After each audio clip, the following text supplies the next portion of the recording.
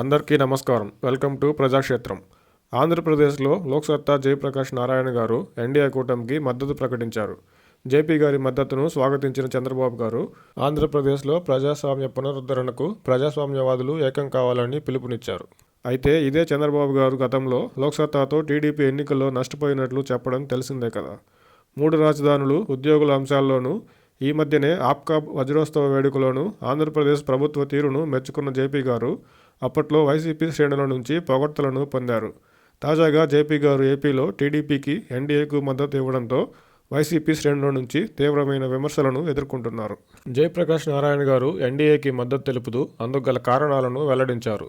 కుల రాజకీయాలు, అవినీతి, అప్రజాస్వామిక పాలనపై సూటి ప్రశ్నలతో పాటు గతంలో ఆంధ్రప్రదేశ్ కంటే వెనుకబడి ఉన్న ఒరిస్సా, ఉత్తరప్రదేశ్ వంటి రాష్ట్రాలు ప్రస్తుతం మిగులు బడ్జెట్లో ఉన్నాయని, ఉద్యోగులకు జీతాలు, పెన్షన్లు, సంక్షేమ పథకాలు పోను ఆర్థిక క్రమశిక్షణ పాటిస్తూ మిగులు బడ్జెట్తో ఆయా రాష్ట్రాలు అభివృద్ధిలో ముందుకు వెళ్తున్నాయని, గతంలో అన్నిట్లోనూ ముందు ఉండే ఆంధ్రప్రదేశ్ మాత్రం పాలకుల నిర్వాకంతో వెనుకబడుతుందనే కఠిన వాస్తవాలను వివరిస్తూ దేశంలో బీజేపీ దేశ భవిష్యత్తుకు బలమైన పునాది వేసే దిశగా సాగుతుందని, ఆంధ్రప్రదేశ్లో ప్రస్తుత పరిస్థితుల్లో ఎన్డీఏకు మద్దతు తెలుపుతున్నట్టు జయప్రకాష్ నారాయణ గారు ప్రకటించారు.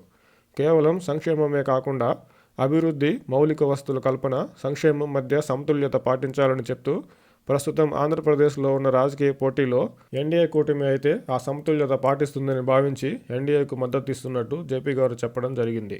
అయితే గతంలోనూ కేంద్ర ప్రభుత్వం తీసుకుంటున్న ఎన్నో అంశాలకు మద్దతు ఇచ్చిన జేపీ గారు రాజకీయంగా సైతం కేంద్రంలో బీజేపీ నేతృత్వంలోని ఎన్డీఏకు మద్దతు ఇచ్చిన సందర్భాలు ఉన్నాయన్నది తెలిసిందే కదా.